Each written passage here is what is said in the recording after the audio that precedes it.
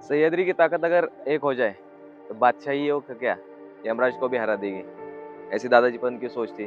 तो इसी सोच के साथ उन्होंने यहाँ के जो शेर थे सह्याद्री के, उनको साथ में जोड़ने का चालू कर दिया था, क्योंकि उनकी जो ताकत थी वो बादशाहियों की गुलामी करके व्यर्थ जा रही थी। तो शुभा जी इस वक्त जो है वो लोगों का वर्तन देख के जो है ना वो आगे के वो 2-3 चीजें जो है वो प्रिडिक्ट करने के लिए लगा था। तो शुभा के ऐसे सोच को और ऐसे जो एक्शन है उसको देख के दादाजी पंत को शुभा पे गर्व महसूस होने लगा था। तो वो मन में ही कहते होंगे कि शुभा तू ही बन इस राज्य का राजा, लेकिन थोड़ा सूझबूझ से, क्योंकि शत्रु जो है वो बहुत ही धोखेबाज है। तो पिछले चैप्टर में हमने देखा कि शुभा को उसके जामोन काका कैसे मिले। तो इस चैप्टर में हम देखते हैं कि शुभा को अंगद, हनुमंत, सुग्रीव, नल, नीर ये सारे कैसे मिले वो देखेंगे, और उनके साथ जो उनका बॉन्डिंग है वो किस तरह से अच्छे से हुआ, और उनकी जो तैयारी है वो कैसे और कहाँ पे हुई। तो चलो जानते हैं। दादाजी पंत के साथ गाँवों में घूमते वक्त शुभा की नज़र जो है वो जनता पे रहती थी। जागीरदार का बेटा आया है ये देख के सारे जो है वो अपनी नज़रें झुका के जो है वो सलामी करते थे। तब के वक्त में उसे मुजरा कहते थे, तो मुजरा करते थे। तो शुभा जो है उनकी सलामी एकदम प्रसन्न मुख से लेता था। तो उसके उस स्वभाव से जो है वो देने वाला जो है वो भी प्रसन्न होता था, और उनके चेहरे पे जो है वो एक अलग ही मुस्कुराहट खिलती थी। इनमें कई नौजवान भी रहते थे, तो वो सोचते थे कौन है जिसने इतने प्रसन्न मुख के साथ इतने प्यार से जो है वो अपनी सलामी स्वीकार की है। तो ऐसे सोच में जो दिखने वाले जो नौजवान रहते थे, तो उनको शुभा जो है वो अपने पास बुलाता था। तो उनमें एक मन में खुशी भी रहती थी कि अरे यार, राजा जो है उसने अपने को बुलाया, और साथ ही में साथ में थोड़ा से डर में भी रहते थे, क्यों बुलाया होगा, कुछ गलत तो नहीं हो गया होगा मुझसे। तो इस सोच में भी रहते थे, दिल में थोड़ा सा डर लेके जो है वो शुभा के पास जाते थे।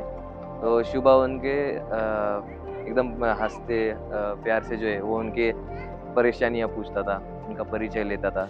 तो ऐसे बातें करने से जो है तो सामने वाला जो था वो उस शुभा से जो है वो और खुलने लगे थे। नहीं तो पहले जितने भी बादशाही सरदार आते थे वो उनकी सलामी देखते भी नहीं थे। उल्टा उनको जो है रास्ते में जो जब वो दिखते थे उनको लात मार के रास्ते से हटा देते थे। तो ऐसा रहता।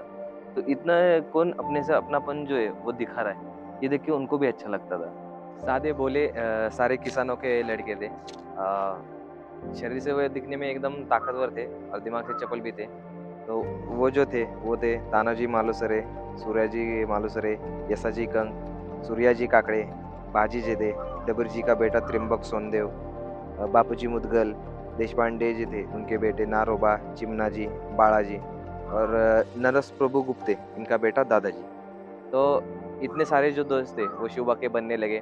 तो ये सारे एक उम्र के नहीं थे, कुछ शुभा से उम्र में बड़े भी थे, कुछ उम्र में शुभा से छोटे भी थे। लेकिन इनके सर्कल में का सबसे बड़ा जो उनका दोस्त था वो था अपने जामवन काका, यानी कि अपने बाजी पासिल करके जी। मतलब लगभग दादाजी की उम्र के सफ़ेद बालों वाले दोस्त। इनकी उम्र लगभग 65 के आसपास होगी। इतना ही नहीं, कान्होजी जी जो थे उनका जन्म जो है वो बाजी पासलकर जी के घर में हुआ था। लगभग वो बाजी जो थे वो तब जवान थे, तो उन्होंने अपनी बेटी जो है वो दे के कान्हो जी को अपना जमाई बनाया था। तो उनका बेटा कान्हो जी का बेटा यानी कि अपने बाजी पासलकर जो थे उनका पोता, वो भी लगभग शुभा से 1.5 साल बड़ा था। तो ये लोग जो है वो शुभा के आसपास जो है वो धीरे-धीरे सारे लोग जमा होने लगे, और इनकी दोस्ती जो है वो एकदम जिगरी दोस्त बेस्ट फ्रेंड के जैसे वो सब बन गए थे। सारे दोस्तों के कदम जो है वो धीरे-धीरे लाल महल में आने लगे। तो लाल महल के वातावरण में जो है वो एक अलग ही तरह का जादू था। तो माँ साहब प्रसन्न, प्रेम से और ममता से जो है वो सारों की देख-रेख करती थी, और अत्यंत धर्मनिष्ठ जो मंत्रिमंडल था, उनके काम करने की शैली से और अपने जो दादाजी पंत थे उनके कड़क स्वभाव से जो है उन पे लाल महल के जो है वो संस्कार होने लगे। तानाजी मालुसरे, यसाजी कंग और बाजी जेदे जो थे वो उनके उनके गाँव में के जो है वो प्रमुख थे। तो उनका भी एक अलग फ्रेंड सर्कल था। तो इनके लाल महल में जुड़ने से तो वो भी जो सर्कल है वो धीरे-धीरे, मतलब इनका जो पर्सनल उनके गाँव में का जो सर्कल था, तो वो भी लाल महल से जो है वो जुड़ना चालू हो गया था। तो शुभा इन सब को लेके जो है, मतलब ये जो मस्तीखोर नौसिखिए जो उनके सारे दोस्त बने हुए थे, तो उनके साथ वो शस्त्र चलाने की जो है वो प्रैक्टिस करता था, उनके साथ घोड़-दौड़ करता था। प्लस जो अ, यहाँ के जो चोर रास्ते रहते उनको खोजता था। मतलब बहुत सारी चीज़ें एक्टिविटी जो है वो करना चालू कर दिया था।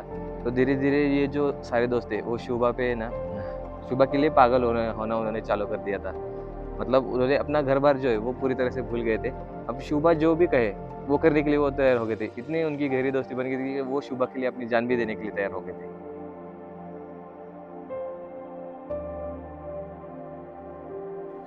शुभा और माँ साहब में के मन में का जो शुभारत है, वो अभी धीरे-धीरे इन सारे दोस्तों के मन में भी उठने लगा। तो जो शुभा है, उसपे भवानी माता प्रसन्न है, ऐसे उनको सबको लगने लगा। जो बीजापुर का बादशाह और दिल्ली का बादशाह है, वो उनको लगभग-लगभग राक्षसी दिखने लगे थे। तो इनको सिर्फ़ ख़त्म करना है, यही सोच में उनकी जो है वो उन्होंने आगे की ज़िंदगी लगाने का उन्होंने ठान लिया था। इनकी जो बादशाही है, वो ख़त्म कर देने का है और स्वराज्य जो है, वो निर्माण करने का उनका सोच था। तो इनको शुभा जो है, वो अपने भाइयों के जैसा ही समझता था, उन पे उतना ही प्यार करता था। तो वो उनको लेके जो है, देर रात को जो है, वो दर्शन के लिए निकल जाते थे। कभी आलंदी को,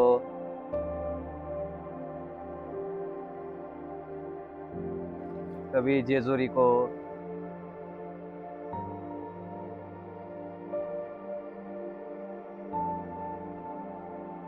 कभी मोरगाँव को। मतलब अभी तक उनको मूंछें भी जो है, वो नहीं आई थी। लेकिन उनके अंदर साहस जो था, वो बहुत था। मतलब जिनको मूंछें थी, लेकिन उनको गुलामी करने की जो गंदी आदत लगी थी, उसके चक्कर में वो स्वराज्य जो है, वो उसका प्रयास भी नहीं कर रहे थे। लेकिन ये कम उम्र में जो है, ये बहुत बड़ा साहस करने को जा रहे थे। तो ऐसे ही शुभा और उनके दोस्त सिर्फ़ वो जो घूमने को जाते थे, तो उन्होंने बहुत सारे जो शॉर्टकट्स रहते हैं, अंडरग्राउंड होम रहते हैं,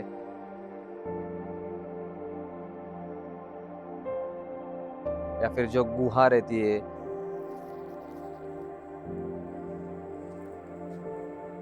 या फिर जो घाट वगैरह जो है, तो ऐसी सारी चीज़ें जो है वो उन दोस्तों ने मिलके जो है घूमते-घूमते ही उन्होंने सारी जो है वो ढूँढ ली थी। तो अभी दादाजी पंत को भी यही चाहिए था। दादाजी पंत को इनकी सारी जो ये करामात जो चल रही है, उसपे वो लक्ष्यपूर्वक जो है वो दुर्लक्ष्य करते थे ऐसी चीज़ों को। उनको भी वही चाहिए था क्योंकि शुभा के नाम से उन्होंने अभी जब ये जितना भी उनका जागीरदारी का जो कारोबार था, वो पुणे में ही चलता था। लेकिन अभी थोड़ा-सा बढ़ने के बाद मावल में भी जो है वो शुभा के नाम से उन्होंने जो कारोबार है, वो बढ़ाना चालू कर दिया था। प्लस अपने जो शाहजी राजे थे, उनकी उधर से जो सावधगिरी से काम करने के लिए जो है, वो सूचनाएँ भी मिल रही थी। साथ में उनका सपोर्ट भी था इनको सबको। तो ऐसे करते-करते जो है, वो आगे दिन बढ़ रहे थे। दादाजी पंत को और शुभा को पता था कि जो हम ये प्रयास करने जा रहे हैं, बादशाहियों का जो हाथ से हम राज्य छीनने वाले हैं, ये आज नहीं तो कल उनको पता तो लगने वाला है। तो उन्होंने कहा तब की तब देखे जाएँगे, लेकिन तब तक जितना हो सके उतना ये सारी चीज़ें जो है उनको गुप्त रखा जाए, सीक्रेट रखा जाए। तो शुभा जब अपने दोस्तों के साथ इन चीज़ों में जब अलग-अलग रास्ते, अंडरग्राउंड कोई रोड है क्या, ये सब जब ढूँढता था, तो इसी वक़्त जो पुणे के आस-पास के जितने भी किले थे, तो उन पे भी उनकी निगरानी रहती थी कि क बादशाही फ़ौज कितनी है, कहाँ पे है, पहरा कितना होता है, उनके पास हथियार कितना है। उसके बाद उनके बाद दारूगोला जो है वो कितना है। इनकी सारी जो जानकारी है, सारों ने जो है उनके सारे दोस्त थे, उन्होंने अपने दिमाग में एकदम फिट कर ली थी। इसी वक़्त उनको एक प्राचीन और स्वयंभू शिव मंदिर की जानकारी मिली, जो पहाड़ों में कहीं पे झाड़ियों के बीच छुपा हुआ था।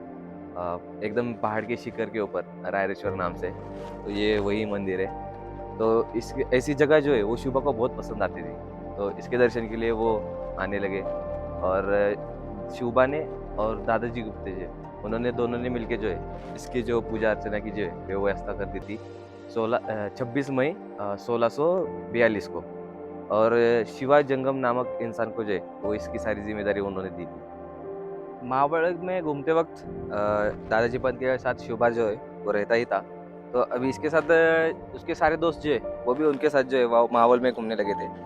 तो इनमें से कुछ जो मावल में के देशमुख जो थे, वो दादाजी पंत पे बहुत जलते थे।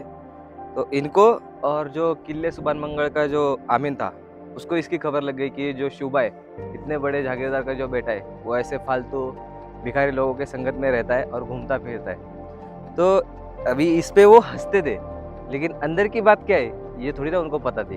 धीरे-धीरे बीजापुर में भी इसकी बात पहुंच गई कि शुभा जो है वो ऐसे फालतू गरीब लोगों के साथ में जो है वो उठता बैठता है, खाता है, उनके साथ घूमता है। जागीरदार का बेटा ऐसे मतलब गलत संगत में गिर गया है, ऐसे बातें वहाँ पे होने लगी।